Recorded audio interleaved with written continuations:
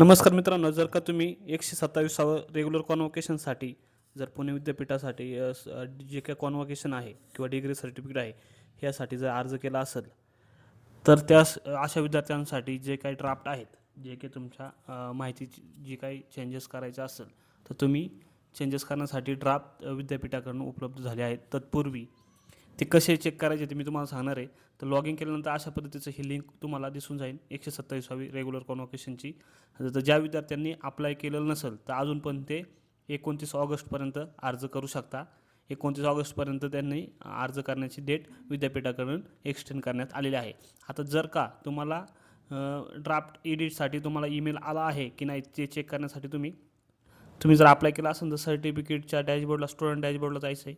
डॅशबोर्डला गेल्यानंतर तुमचं ॲप्लिकेशनचं रेटिंग इथं क्लोज करा किंवा रेटिंग द्या. असं ओपन झाल्यानंतर तुमचं ॲप्लिकेशन डॅशबोर्डला तुमचं शो होऊन जाईल. डॅशबोर्डला शो झाल्यानंतर तुम्हाला अशा पद्धतीचं वरती तुम्हाला एक मेसेज आलेला आहे नोटमध्ये. All student who have received the email can check the draft the degree.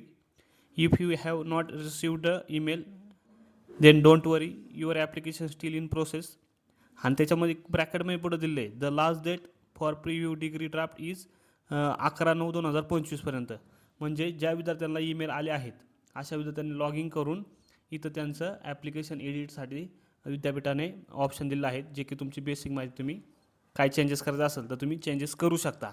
आता ज्या विद्यार्थ्यांना ईमेल गेलेले नाहीत किंवा आलेले नाहीत ते प्रोसेसमध्ये आहेत, लवकरच तुम्हाला ईमेल प्राप्त होईल. तर ज्यांना भेटले नाही त्यांनी जरा वेट करा, तुम्हाला ते नक्की येऊन जाईल.